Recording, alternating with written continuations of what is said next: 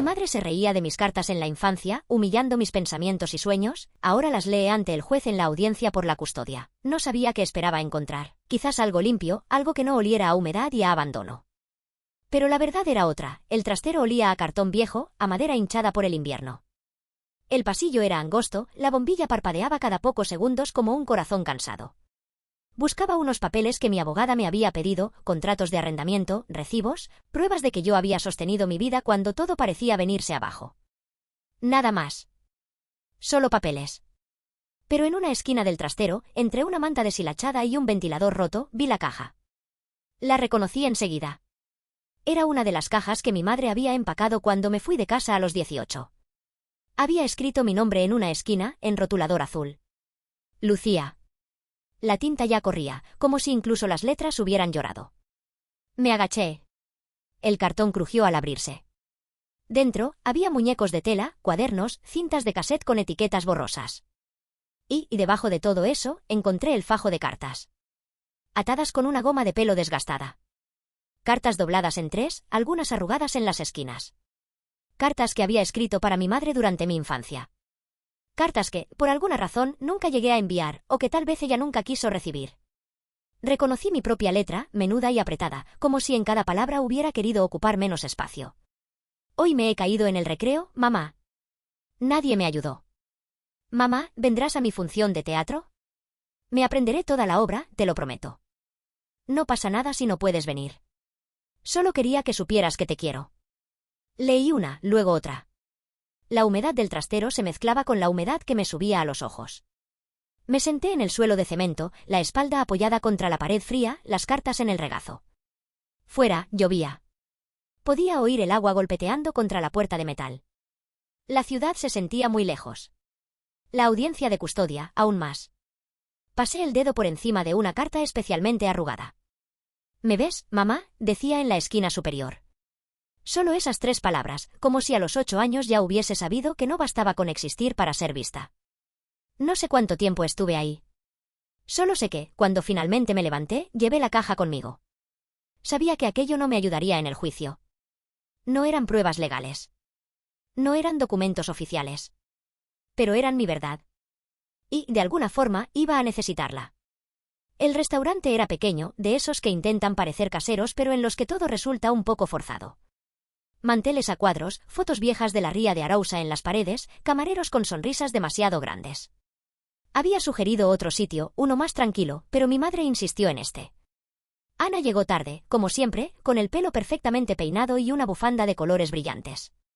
Se sentó frente a mí como si estuviéramos en una comida de cumpleaños, no en una reunión improvisada para discutir algo que no sabíamos nombrar.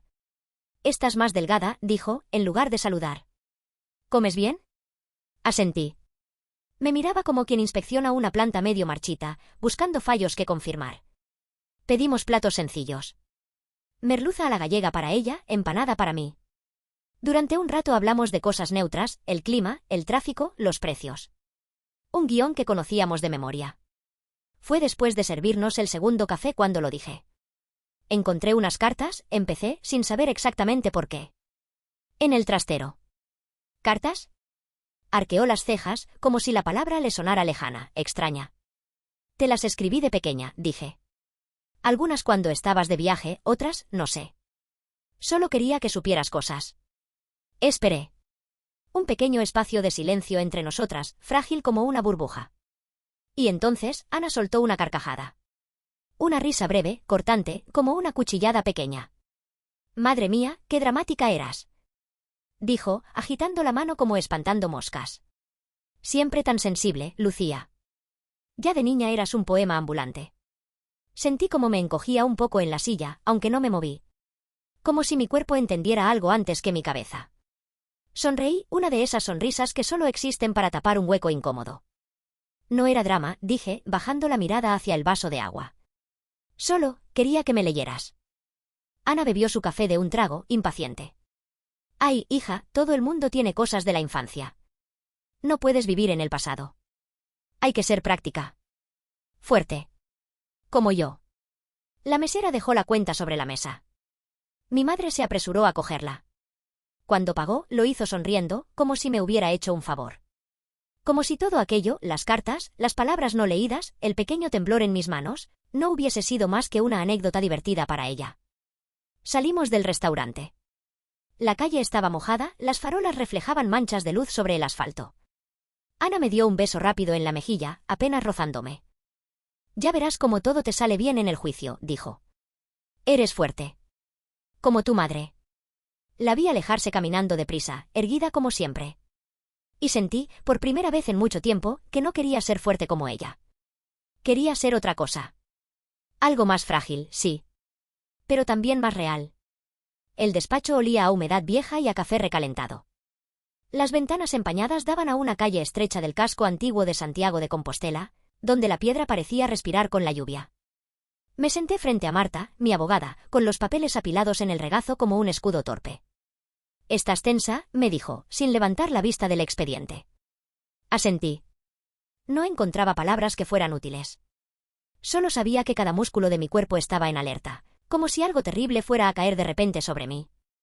Marta hojeó los documentos en silencio, su lapicero golpeando la mesa con un ritmo leve, casi hipnótico. Luego, sin mirarme, soltó la bomba. «Tu madre ha aceptado testificar», dijo. Un zumbido me llenó los oídos, como si de repente la lluvia de fuera se hubiera metido dentro de mi cabeza. «¿A mi favor?», pregunté, aunque ya conocía la respuesta. Marta levantó la mirada entonces, seria. «No lo sabemos». Dice que quiere aportar su visión, hizo un gesto con los dedos, marcando las comillas en el aire. «No puedo garantizar que lo que diga te beneficie». Apoyé la frente en las manos, cerré los ojos. La imagen de Ana, sonriendo dulce y apretando cuchillos invisibles entre las palabras, me atravesó. «¿Qué puede decir?», pregunté, la voz más pequeña de lo que pretendía. Marta se reclinó en la silla.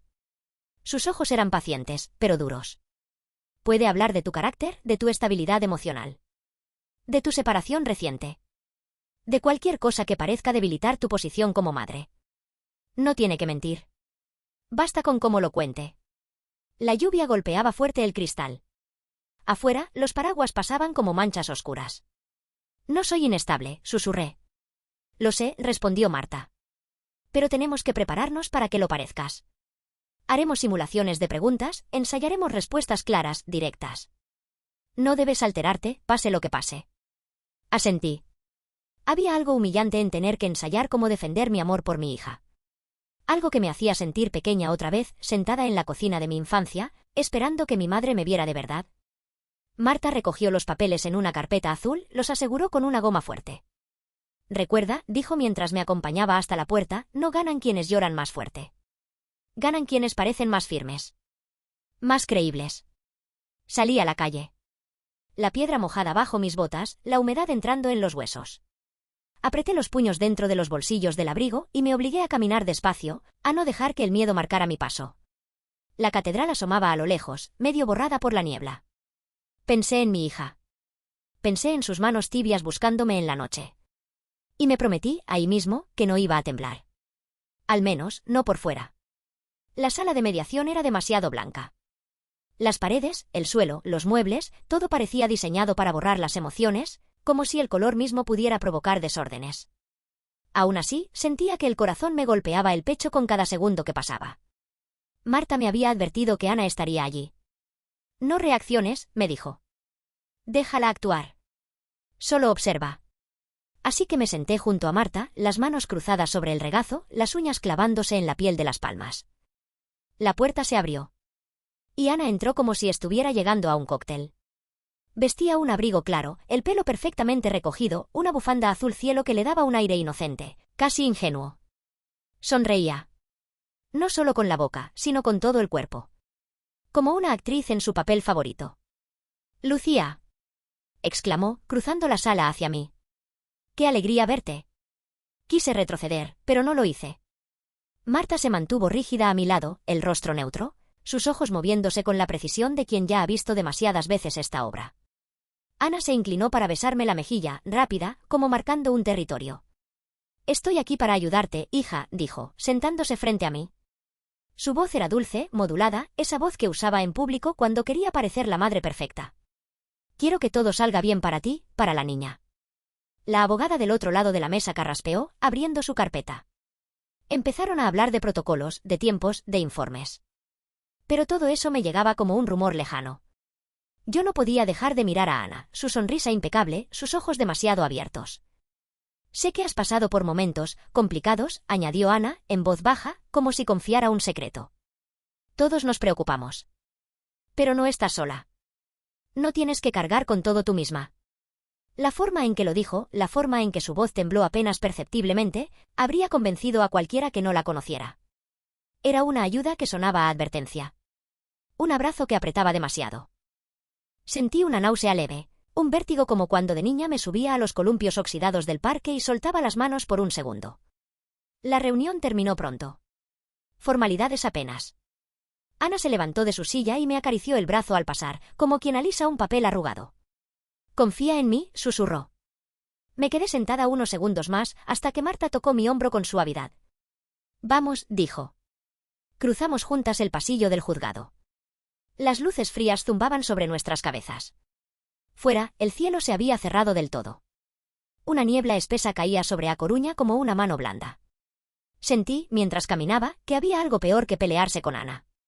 Y era que Ana dijera que estaba de mi lado. Era una tarde de domingo, de esas en las que el aire huele a estufa encendida y a caldo de cocido. La casa de tía Marisa, en las afueras de Ourense, estaba llena de voces. Tíos, primos, niños corriendo entre muebles antiguos. El rumor de una familia que, desde fuera, parecía entera. Yo había ido porque me sentía obligada. Porque, a pesar de todo, aún no sabía cómo decir no sin que me doliera en el pecho. Estaba en la cocina, sirviéndome un café, cuando oí mi nombre.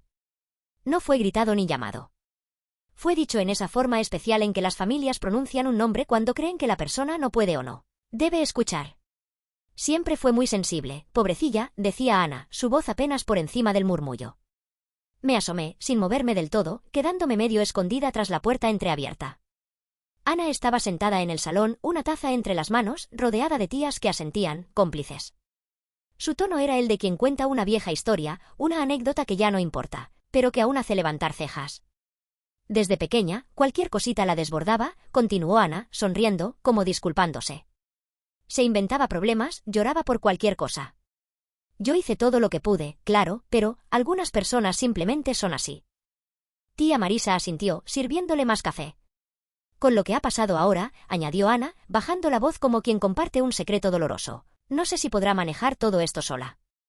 Yo temo mucho por mi nieta. Muchísimo. Las otras mujeres murmuraron frases cortas. Pobrecilla.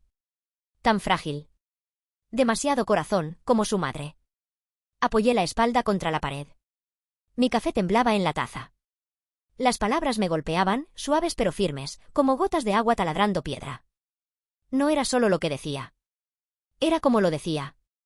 Como si todo mi dolor, todo lo que había sobrevivido, fuera un problema que ella, en su infinita paciencia, había tenido que soportar. Un defecto de fábrica. Un error que ahora, de adulta, seguía pagando. Me pregunté si esas mismas palabras estarían en su declaración para el juicio. Si hablaría así de mí frente al juez, envolviendo su veneno en papel de seda. No entré en el salón. No la enfrenté. No quise ver sus ojos, que probablemente se habrían llenado de una tristeza cuidadosamente medida. Subí las escaleras despacio, como quien carga un peso demasiado antiguo. En el baño de la planta alta, cerré la puerta con pestillo. Me miré en el espejo. Vi a una mujer que no lloraba. No porque no quisiera, sino porque sabía, de alguna manera dolorosamente antigua, que llorar delante de ellos era perder otra vez. El juzgado de familia de A Coruña era un edificio frío, construido más para albergar papeles que personas. Las paredes de hormigón, los techos bajos, las luces fluorescentes. Todo parecía diseñado para recordarte que estabas a merced de alguien que no te conocía, que no sabía nada de ti más allá de un expediente. Estaba sentada en una de las bancas de madera, la espalda recta, las manos apoyadas sobre las rodillas. Marta a mi lado, revisando papeles por última vez, aunque sabíamos que ya no había nada que preparar. Todo lo que importaba ahora estaba dentro de mí. Y no había forma de ensayarlo. Llamaron a Ana primero. La vi cruzar la sala con paso firme, su bolso pequeño colgando del brazo, su abrigo claro contrastando con el gris del tribunal. Se sentó frente al juez con una sonrisa educada, ligeramente apenada, como si el solo hecho de estar allí fuera un sacrificio noble. Marta me tocó el codo apenas, un gesto rápido, recordándome, no reacciones. Ana juró decir la verdad. Lo hizo mirando al juez a los ojos, con una voz clara, que no dudaba. ¿Puede hablarnos de la señora Lucía Sánchez?, preguntó el abogado contrario. Ana suspiró. Un suspiro breve, perfectamente calculado. Mi hija es una buena persona, comenzó. Siempre lo ha sido. Pausa. Pero también ha sido, emocionalmente, muy intensa desde pequeña. Sentí la sala hacerse más pequeña. A veces se abrumaba con facilidad, y continuó Ana. Era difícil para ella manejar el estrés, las emociones fuertes. Siempre necesitó apoyo constante. Cada palabra caía como una gota de cera caliente sobre mi piel. Lenta. Dolorosa. Imposible de apartar. ¿Diría que eso ha cambiado ahora que es adulta?, insistió el abogado. Ana inclinó la cabeza, como quien reflexiona con honestidad. Creo que sigue siendo muy sensible. Especialmente tras su separación reciente. Otra pausa. Me preocupa que esté atravesando todo esto sola. No levanté la vista. Me obligué a mirar un punto fijo en la pared, justo encima de la cabeza del juez. Un pequeño desconchón en la pintura blanca. Me aferré a ese pequeño defecto, como si fuera una cuerda tendida en mitad de un río oscuro. Sabía lo que estaba haciendo. Sabía que no necesitaba atacarme directamente. Solo sembrar la duda. Dejar en el aire la imagen de una mujer frágil, emocional, incapaz de sostener no solo su vida, sino la de su hija. El juez tomaba notas. Su pluma se movía lentamente sobre el papel. Marta se inclinó hacia mí, susurrando. Tranquila. Aún no está decidido. Pero yo sabía.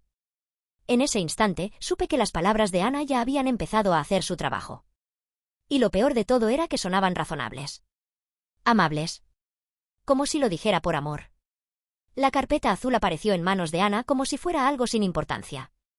La sostuvo en el regazo mientras el juez le hacía preguntas técnicas, fechas, lugares, anécdotas que apenas rozaban la superficie de mi vida.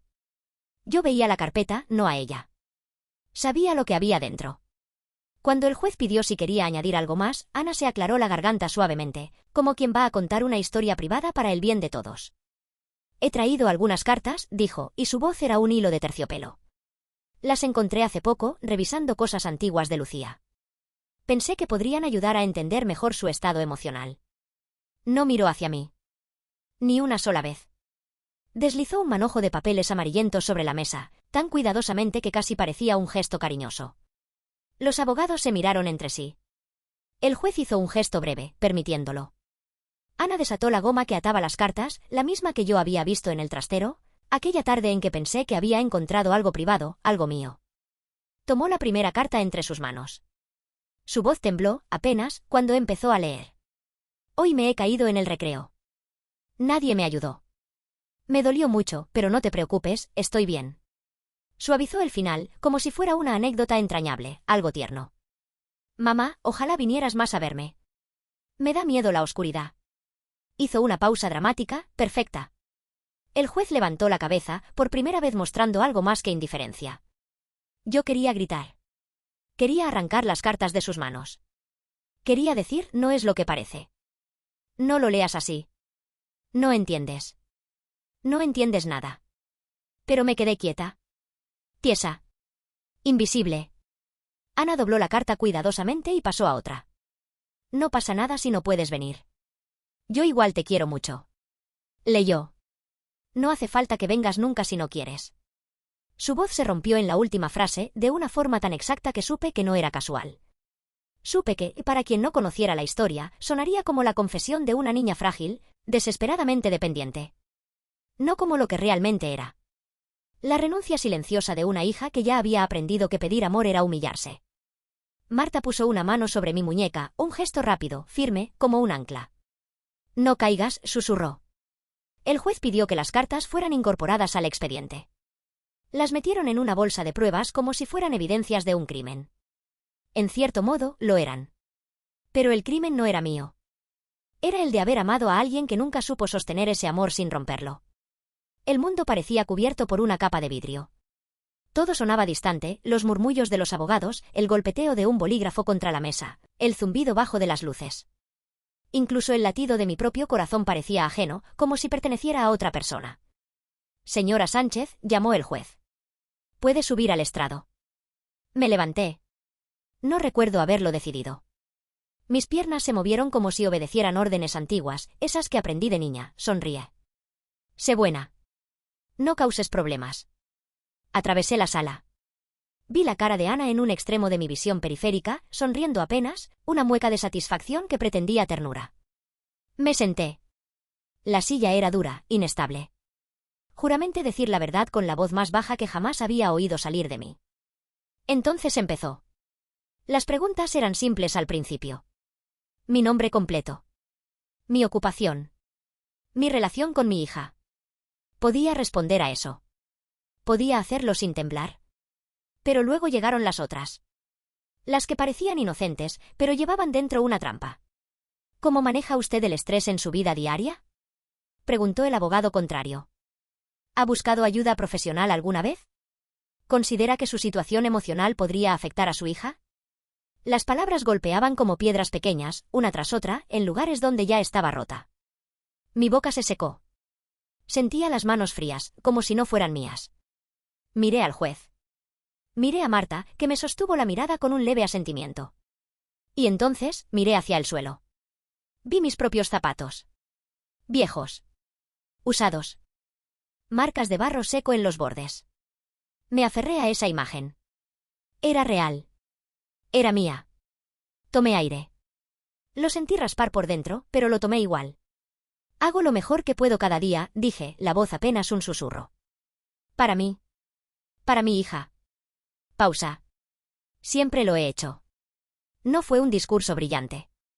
No fue una defensa perfecta. Fue apenas una cuerda lanzada sobre un abismo. Frágil. Pero propia. El abogado hizo más preguntas, su voz monótona, insistente. Yo respondí como pude, algunas veces dudando, otras veces encontrando palabras que no sabía que todavía tenía. Cuando me dieron permiso para bajar, sentí que las piernas me temblaban. Pero me mantuve en pie. Volví a mi asiento junto a Marta. La sala seguía igual de fría. La luz igual de implacable. Solo yo había cambiado. Aunque fuera apenas un poco. Aunque todavía no pudiera notarlo del todo. Tómate tu tiempo, me susurró Marta, mientras el juez asentía para que comenzáramos. Respiré. No como uno respira para vivir. Respiré como quien se prepara para cruzar un río helado, sabiendo que va a doler, pero también sabiendo que la única forma de llegar es entrar. Mi abogada se puso en pie, su carpeta en la mano. Señoría, empezó, con su permiso, quisiéramos que la señora Sánchez explique, en sus propias palabras, su relación con su hija y su situación actual. El juez asintió, su pluma suspendida en el aire. La sala parecía más vacía de lo que era. Como si todo lo demás, Ana, los abogados, el eco de las cartas leídas en voz alta, se hubiera retirado un paso atrás, dejando solo el sonido de mi respiración. Miré mis manos. Recordé las pequeñas de mi hija, manchadas de témpera, cuando pintábamos en la mesa de la cocina. Recordé cómo me tocaba la cara para asegurarse de que estaba allí. Y entonces hablé. Mi hija tiene 5 años, dije. Le gusta dibujar casas con tejados rojos, aunque en nuestro edificio no hay tejados así. Le gusta cantar bajito cuando cree que no la escucho. Me detuve. Sentí el temblor en mi voz, pero no lo escondí. Cuando me separé de su padre, ella fue lo único que me mantuvo caminando. No había dinero suficiente, no había certezas. Solo había ella. Y yo. Una respiración. Un segundo de duda. Pero seguí. Nunca he pretendido ser perfecta. Hay días en que me siento cansada o triste. Hay días en que tengo miedo. Pero siempre he estado para ella. Siempre. Aunque a veces no supiera cómo. Miré al juez. Sus ojos seguían escribiendo, pero menos rápido. Crecí aprendiendo que para ser amada había que ser silenciosa, fuerte, invisible. Bajé la voz, como si le hablara solo a mi hija. Yo quiero enseñarle otra cosa. Quiero que sepa que puede hablar, puede llorar, puede ser vista. Que no necesita esconderse para ser querida. El silencio en la sala era espeso, casi vivo. Marta no preguntó nada más. No hacía falta. Me quedé allí, sintiendo la sala entera sobre mí, pero también algo nuevo dentro. Una raíz pequeña. Una fuerza que no nacía de ganar, ni de convencer. Solo de decir la verdad en voz alta, aunque temblara. Solo de estar, finalmente, del lado de mi propia historia. No fue un gran momento. No hubo gritos, ni lágrimas, ni revelaciones escandalosas. Fue algo más pequeño. Más verdadero. Un movimiento apenas perceptible en el aire de la sala. Cuando terminé de hablar, no hubo aplausos. Solo silencio. El juez, que había sido tan impenetrable hasta entonces, dejó su pluma a un lado por un momento. Se frotó la frente, como quien necesita ordenar algo que ya no cabe en las casillas previstas. Vi cómo el abogado contrario consultaba apresuradamente unos papeles, como si buscara algo que ya no estaba allí. Vi a Ana, sentada muy recta, su sonrisa congelada en el rostro, como una máscara de carnaval olvidada bajo la lluvia. Por un instante, sus ojos se cruzaron con los míos. Y vi algo que nunca había visto antes en ella. Duda. No rabia. No desprecio. Duda. Como si no entendiera del todo cómo, con tan pocas palabras, había empezado a derrumbar el edificio perfecto que había construido a mi alrededor. El abogado intentó seguir preguntando, retomar el control, pero el momento ya se había movido. Era como intentar sujetar el humo con las manos. ¿Puede describir una ocasión reciente en que sintió que la situación le sobrepasaba? Preguntó. Pensé en mentir. Pensé en decir que nunca, que siempre estaba fuerte. Pero ya no quería eso. La semana pasada, dije, me olvidé de comprarle a mi hija su merienda para el cole. Lloré en el coche 10 minutos. Luego fui a buscarla a la salida, le pedí perdón y le prometí que lo haríamos mejor juntas. El abogado parpadeó, desconcertado. Esperaba una crisis. Una confesión de inestabilidad. No algo tan sencillo, tan humano. El juez sonrió, apenas. Una sonrisa tan breve que, si no hubiera estado observando con todo mi cuerpo, la habría perdido. Volví a sentarme junto a Marta. Ella no dijo nada. Solo me miró como quien ve a alguien regresar de muy lejos. Y Ana, en su silla, seguía sonriendo. Pero ahora, en esa sonrisa, había algo roto. Algo que ya no podría reparar. La sentencia no llegaba. Pasaban los días y no llegaba. En mi piso de Lugo, el reloj de la cocina parecía moverse a otro ritmo, lento, arrastrado, como si los minutos pesaran más de lo normal. La ciudad seguía con su vida, los autobuses jadeando en las rotondas, la lluvia menuda repiqueteando contra los canalones, los niños saliendo de la escuela con las mochilas arrastrando. Pero yo estaba atrapada en otra parte. Un lugar donde no había sol ni relojes, solo espera. La abogada me había dicho que a veces tardaban. No es mala señal, había insistido Marta, su voz más firme de lo que sentía yo. Pero cada día sin noticias era una grieta más que se abría en mi ánimo. Soñaba con la sala del juicio. Soñaba que abría la boca para hablar y no salía sonido alguno. Soñaba que Ana volvía a leer mis cartas en voz alta, una tras otra, y que todos reían mientras yo trataba de recogerlas del suelo. Me despertaba con el corazón golpeándome la garganta, con la camiseta pegada de sudor, con el eco de una voz que no sabía si era mía o suya diciéndome. Frágil. Dramática. Pobrecilla. Intentaba llenar los días. Ordenaba cajones, limpiaba estanterías, cocinaba platos que luego apenas probaba. Me obligaba a caminar hasta el parque aunque el cielo estuviera encapotado, aunque el viento helado me rasgara las mejillas. Mi hija dibujaba en la mesa, sin saber.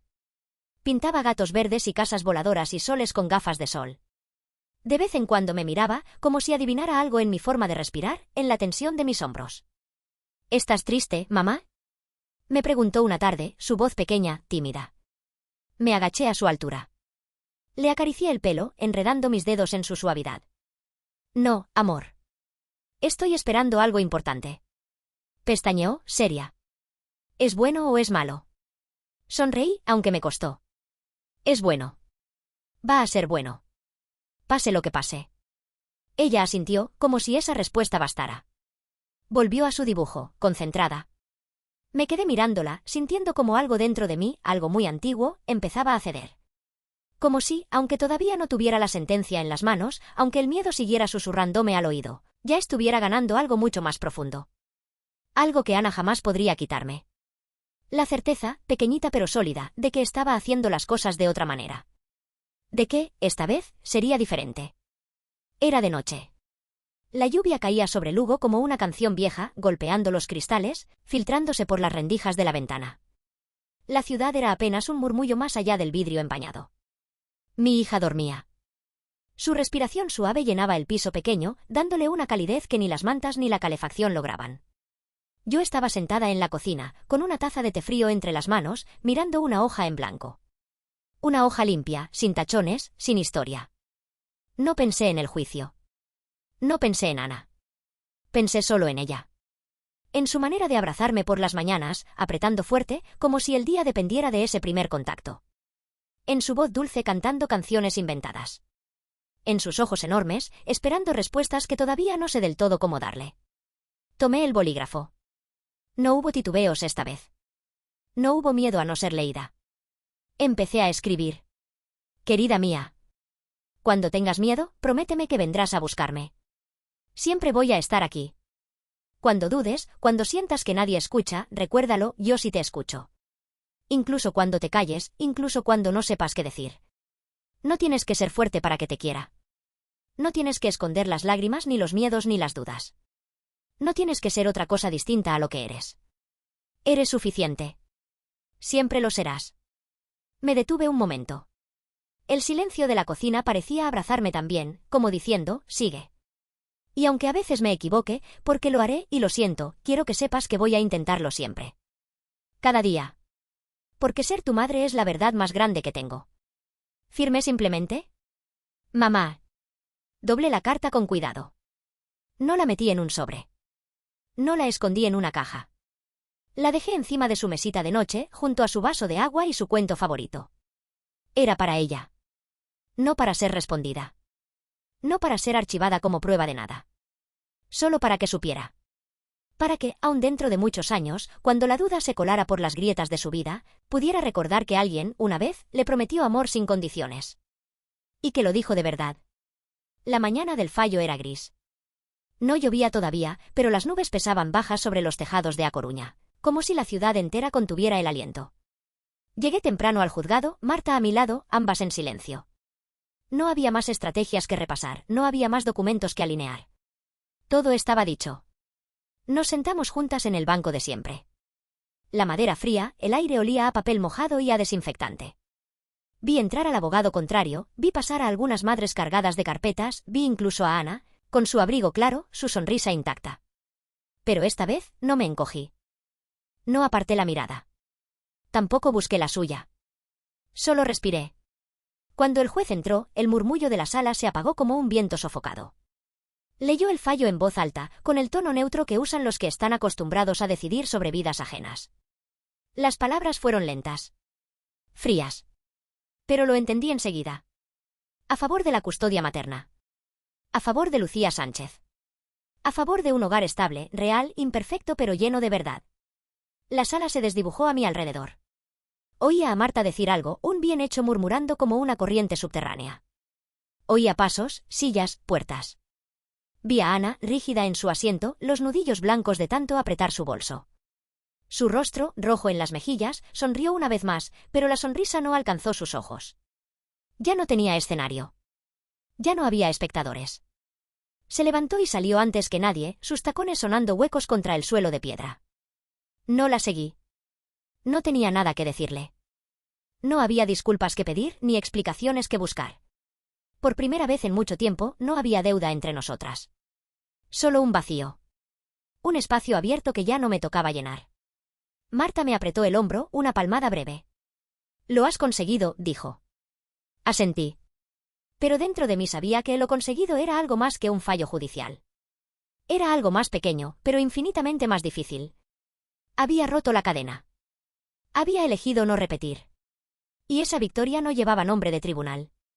Llevaba el nombre de una niña que dormía tranquila, a muchos kilómetros de allí, con una carta junto a su cama. Una promesa. Una verdad. Esa tarde, en el piso, todo parecía igual.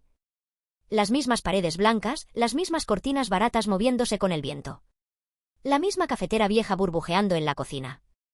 Pero no era igual. Había una ligereza nueva en el aire, como si, al cerrar la puerta del juzgado, hubiera dejado afuera algo pesado, algo que había cargado tanto tiempo que ya no recordaba cómo era caminar sin él. Mi hija jugaba en el suelo, organizando muñecos en una fila torcida. Me miraba de reojo, como buscando permiso para ser feliz. Le sonreí. No con la sonrisa cansada de los días difíciles.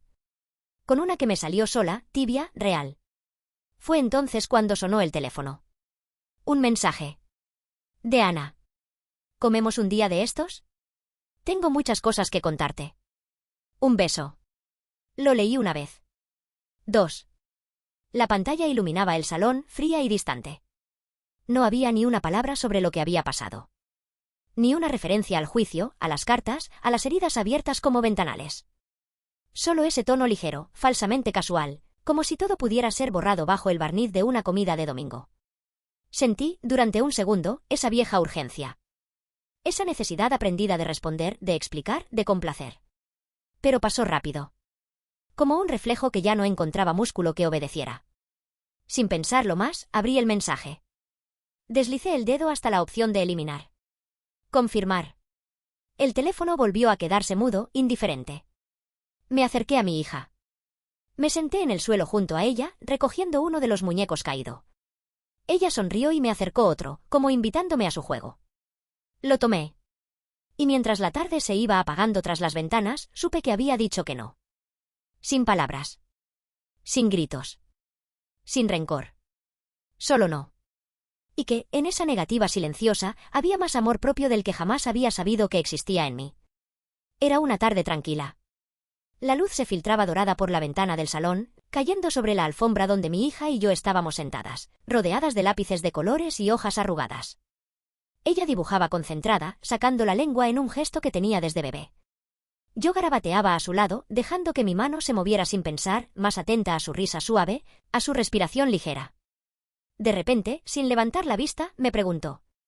¿Mamá? Sí, amor. Trazaba una casa, de esas con tejado rojo, aunque sabía que el nuestro era plano. ¿Siempre me vas a escuchar? La pregunta flotó en el aire, tan ligera y a la vez tan pesada que sentí como el mundo entero se detenía un segundo para darle espacio. No supe de dónde venía la pregunta. Si de algo que había soñado. Si de algo que había intuido en mis silencios. O si simplemente todos los niños, en algún momento, necesitan confirmar lo que no siempre saben nombrar. Dejé el lápiz en el suelo. Me giré hacia ella. Sonreí, despacio. Siempre, le dije. Incluso cuando pienses que no te estoy oyendo. Incluso cuando no sepas cómo decirlo. Ella me miró como solo los niños saben mirar, sin miedo, sin duda, con todo el corazón abierto. Se inclinó hacia mí, apoyando la cabeza en mi brazo. Nos quedamos así un rato, escuchando la respiración de la casa, el zumbido lejano de una moto pasando por la calle, los pasos de algún vecino en la escalera. No dije más. No prometí perfección. No prometí no fallar. Prometí presencia. Prometí espacio. Prometí que, a diferencia de lo que yo había vivido, ella tendría un lugar donde su voz importara, incluso en los días grises, incluso cuando el mundo no supiera escucharla. Y en esa promesa sentí que todo el dolor, toda la ruptura, todo el cansancio de este camino había servido para algo. Para llegar hasta este momento. Para empezar, de verdad, algo nuevo.